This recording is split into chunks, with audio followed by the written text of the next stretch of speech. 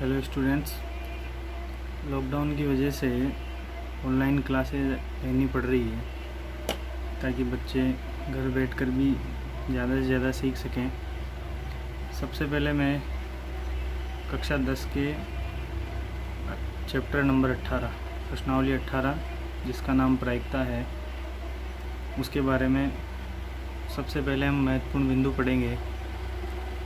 सबसे पहले बात करते हैं प्रश्नावली की। तो प्रश्नावली का नाम प्रायिकता है, जिसे इंग्लिश में प्रोबेबिलिटी कहा जाता है। इस प्रश्नावली को पढ़ने से पहले सबसे पहले उसकी परिभाषा या सूत्र के बारे में हम पढ़ेंगे कि वास्तव में प्रायिकता होती क्या है। तो प्रायिकता के अगर सूत्र की बात करें तो आपको सामने दिख रहा होगा कि प्रायिकता का सूत्र होता है अनुकूल परिणाम बटे हुए कुल परिणाम। अनुकूल परिणाम को कई बार प्रतिदर्श समष्टि भी कह दिया जाता है और कुल परिणाम को कुल प्रतिदर्श समष्टि। कुल परिणाम हमेशा प्रश्न के अंदर दिए हुए होंगे या हमें उसको जोड़कर निकालना पड़ेगा, जबकि अनुकूल परिणाम वो होंगे जो प्रश्न में पूछना चाह रहा है हमें, वहाँ से हम अनुकूल परिणाम निकालेंगे। अगर हमें पूछ लिया जाए कि प्रायिकता की गणितीय परिभाषा किसे कहेंगे, तो हम उसको क्या लिख सकते हैं कि किसी भी घटना की प्रायिकता क्या होती है, उस घटना के अनुकूल परिणाम और कुल परिणामों का अनुपात। इसी के अलावा इस प्रश्नावली को पढ़ने के लिए कई बार प्रश्नों के बीच में एक शब्द आता है यादृच्छिक परिणाम। इसको भी जानना जरूरी है। ये क्या होता है? तो ये एक ऐसा परिणाम है जिसके बारे में पहले से पता नहीं हो। जैसे मान लीजिए किसी भी प्रकार का मैच आ रहा है टीवी पर, मान लो इंडिया पाकिस्तान का मैच है या इंडिया ऑस्ट्रेलिया का मैच है, तो हम पहले से ये नहीं बता सकते कि कौन सी टीम मैच जीतेगी। तो ऐसी जो स्थिति है या ऐसा जो परिणाम है उसे हम क्या कहेंगे? यादृच्छिक परिणाम कहेंगे। इसके बाद बात करते हैं संभव घटना। ऐसी घटना जो घटित हो सकती है, इसे निश्चित या संभव घटना हम कह सकते हैं। संभव या निश्चित घटना की प्रायिकता एक होती है। बात करें असंभव घटना की, तो जैसा कि नाम से पता चल रहा है, ऐसी घटना जिसका घटित होना संभव न हो, यानी जो संभव ही नहीं है घटित होना। जैसे पासे को एक बार उछालने पर 7 आना। अब हम अच्छी तरह से जानते हैं कि पासे को उछालने पर 6 से ज़्यादा मान नहीं आ सकते, तो 7 आना पॉसिबल नहीं है। इसलिए ऐसी घटना क्या कहलाएगी? असंभव घटना। असंभव घटना की प्रायिकता हमेशा 0 होती है, यानी जो घटना घटित ही नहीं हो सकती उसकी प्रायिकता क्या होगी? 0। प्रायिकता की सीमा 0 से 1 होती है, अर्थात न्यूनतम प्रायिकता 0 कह सकते हैं और अधिकतम प्रायिकता 1। नोट देखिएगा यहाँ, मतलब क्या है इसका? प्रायिकता का मान कभी भी ऋणात्मक एवं 1 से अधिक प्राप्त नहीं होता है। कहने का मतलब ये है कि कभी भी माइनस में नहीं होगी प्रायिकता और 1 से ज़्यादा भी कभी नहीं होगी। तो ये विशेष रूप से ध्यान रखिएगा, इससे संबंधित क्वेश्चन बनाए जा सकते हैं। पूरक घटनाएं। तो पूरक घटनाओं से क्या मतलब है? यदि एक घटना घटित हो रही है तथा दूसरी घटना घटित नहीं हो रही है, तो उसे सम्मिलित रूप में पूरक घटनाएं कहते हैं। जैसे माना कोई घटनाएं ए वो घटित हो रही है, जबकि घटना ए जो है दूसरी वो घटित नहीं हो रही है, तो उसके ऊपर ए के ऊपर एक चिन्ह लगा दिया जाता है जिसे हम कहते हैं बार।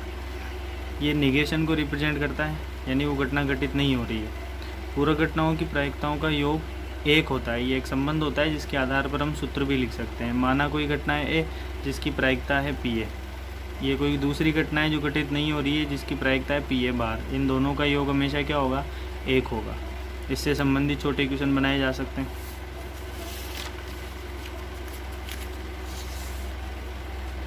इसके अलावा कई बार परीक्षा में ये भी पूछा गया है किसी प्रयोग की सभी प्रारंभिक घटनाओं की प्रायिकताओं का योग कितना होता है। तो हमें याद रखना पड़ेगा कि किसी प्रयोग की सभी प्रारंभिक घटनाओं की प्रायिकताओं का योग 1 होता है। जैसे मान लीजिए कोई घटना है ए, दूसरी घटना बी और तीसरी घटना सी है, तो तीनों की प्रायिकताओं का योग हमेशा क्या होगा? 1 होगा। 3 से ज़्यादा भी घटनाएं हो सकती है, तब भी उस स्थिति में भी प्रायिकता का योग क्या होगा? 1 होगा।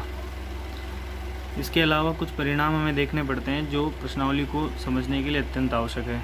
जैसे सिक्के से संबंधित परिणाम। तो पहली स्थिति अगर हम इसमें देखें तो सिक्के को एक बार या एक सिक्के को उछालने पर, बात एक ही है, चाहे सिक्के को एक बार उछालें या एक सिक्के को उछालें, तो बात एक ही है। इस चीज़ का ज़रूर ध्यान रखें।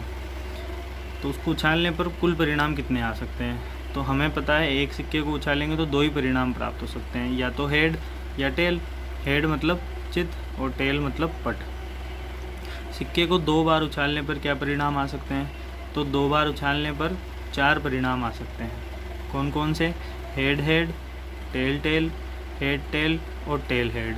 इसको हम आसानी से समझ सकते हैं सूत्र की सहायता से। सूत्र है पृष्ठ की घात n। यहाँ n का मतलब क्या है? उछालने की संख्या। किसी भी आकृति को या किसी भी वस्तु को, जैसे सिक्का है, पासा है, इन सबको उछालने पर कितने परिणाम आ सकते हैं? तो जितने उस पर पृष्ठ है उसके ऊपर जितनी बार उसको उछाल रहे हैं उस घात को हम लिख देंगे, और हल करने पे जो भी परिणाम आएगा उसको हम उसके कुल परिणाम मानेंगे। जैसे 2 की घात 2 आ रही है 2 बार उछालने पर, तो 2 × 2 यानी 4। ऐसे ही 3 बार उछालने पर कुल परिणाम क्या होंगे? 2 की घात 3 यानी 2 × 2 × 2, जो कि गुणा करने पे कितना बनेगा? 8। परिणाम क्या हो जाएंगे? देखो, परिणाम अगर समान रूप से लिखेंगे तो हम आसानी से लिख पाएंगे। जैसे पहला परिणाम हमने माना हेड हेड हेड, यानी पहली बार भी हेड, दूसरी बार भी हेड और तीसरी बार भी हेड। हो सकता है तीनों ही बार टेल आ जाए, हो सकता है पहली बार में हेड, बचे हुए दोनों बार टेल आ जाए, हो सकता है पहली बार टेल, बचे हुए दोनों बार हेड आ जाए, हो सकता है शुरू में 2 बार हेड हो, तीसरी बार में टेल, या हो सकता है शुरू में 2 बार टेल हो, तीसरी बार हेड हो, फिर पहली बार हेड, दूसरी बार टेल, तीसरी बार हेड, फिर पहली बार टेल, दूसरी बार हेड और तीसरी बार टेल। इस प्रकार से 8 परिणाम प्राप्त हो सकते हैं। सिक्के को 4 बार उछालने पर प्राप्त परिणाम कई बार पूछ लिया जाता है 1 नंबर के लिए छोटा क्वेश्चन। हमें मान नहीं लिखना है 16 के क्या क्या होंगे, केवल छोटा सा क्वेश्चन पूछा जाएगा कि 4 बार उछालने पर कुल परिणाम कितने होंगे ये बताइए। तो वही पृष्ठ की घात n, सिक्के पे पृष्ठ होंगे 2 और उछालने की संख्या है 4, तो जैसे इसको खोलेंगे तो 2 की घात 4 यानी 16 हो जाएगा।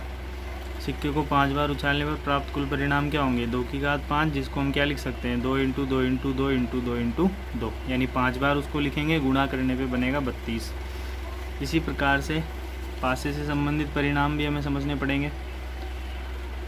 पासे को 1 बार उछालने पर या फेंकने पर प्राप्त कुल परिणाम कितने होंगे? तो हमें पता है वही पृष्ठ की घात n। तो पृष्ठ कितने हैं पासे पर? 6। 1 बार उछाल रहे हैं इसलिए 1, तो 6 की घात 1 मतलब कितना हो गया? 6। कौन कौन से परिणाम होंगे? 1 2 3 4 5 और 6। पासे पर ये 6 परिणाम हमें देखने को मिल सकते हैं। पासे को 2 बार फेंकने पर प्राप्त कुल परिणाम उसी आधार पर हल करेंगे। 6 की घात 2 यानी पृष्ठ की घात n, तो 6 × 6 कितना हो जाएगा? 36। 36 परिणामों को इस तरीके से लिखा जाएगा। इनको लिखने के लिए आप पहला मान तो स्थिर रखें और आगे वाले मान चेंज करते रहेंगे। जैसे 1 1, फिर 1 2, 1 3, 1 4, 1 5, 1 6, 2 1, 2 2, 2 3, 2 4, 2 5, 2 6, इसी तरीके से लिखते जाएंगे और आखिरी में 6 1, 6 2, 6 3, 6 4, 6 5 और 6, यानी पहला मान स्थिर रखेंगे और आगे का मान चेंज करते रहेंगे। तो इस प्रकार से हम 36 परिणाम उसके लिख सकते हैं। इसी प्रकार कई बार छोटा क्वेश्चन पूछ लिया जाता है, पासे को 3 बार फेंकने पर कुल कितने परिणाम प्राप्त होते हैं? तो उसको भी वैसे हल करेंगे। पृष्ठ की घात n, 6 की घात 3 मतलब 6 × 6 × 6, जो कि कितना हो जाएगा? 216।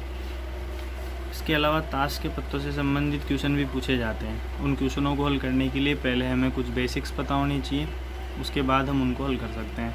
जैसे कुल पत्ते अगर हम देखें तो 52 पत्ते होते हैं। उनको 4 भागों में बांटा हुआ होता है। लाल पान, ईंट, चिड़ी और हुक्म, इनके संकेत मैंने ऊपर लिखे हुए हैं, और जैसा इनका रंग होता है वैसे भी ऊपर रंग से उसको भरा हुआ है। जैसे लाल पान लाल रंग का होता है, ईंट इस तरीके की आकृति में होती है और उस पर भी लाल रंग होता है, चिड़ी में इस प्रकार का संकेत होता है, उसको काले रंग से भरा हुआ होता है, और हुक्म को इस प्रकार से दर्शाया जाता है जिसमें भी काला रंग होता है। सभी पत्तों को 13-13 में डिवाइड किया जाता है।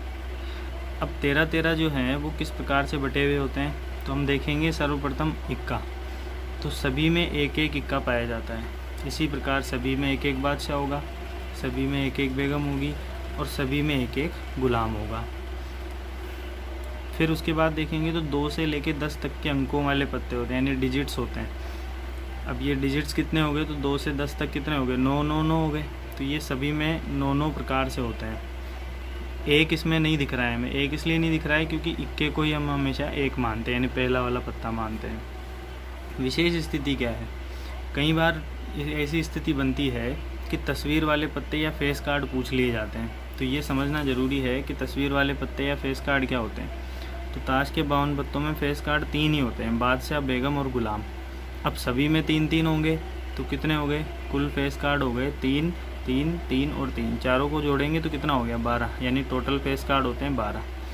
ऐसे ही लाल रंग के फेस कार्ड, अब ये कलर के हिसाब से बता रहा है तो 2 ही हो सकते हैं, 2 मतलब 3 तो लाल पान में और 3 ईंट में, यानी लाल रंग के फेस कार्ड हो सकते हैं 6। ऐसे ही काले रंग के फेस कार्ड होंगे 3 + 3, यानी ये भी कितने होंगे 6, 3 तो हुकुम में और 3 चिड़ी में। इस प्रकार से भी क्वेश्चन पूछे जा सकते हैं।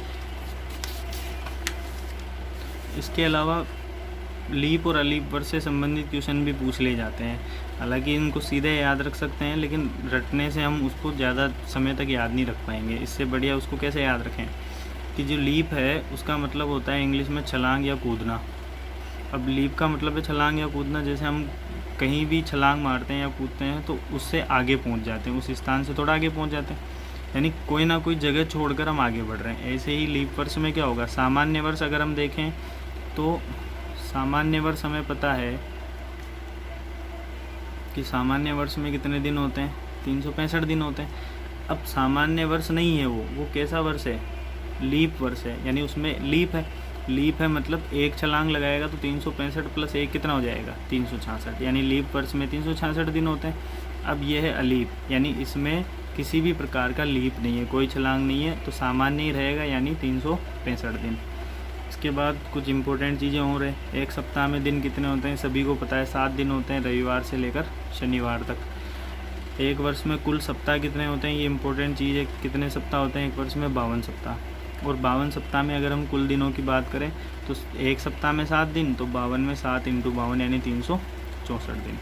तो ये सारे बेसिक्स थे प्रायिकता को पढ़ने के लिए। इनको पढ़ने के बाद हम आसानी से सारे क्वेश्चन समझ सकते हैं।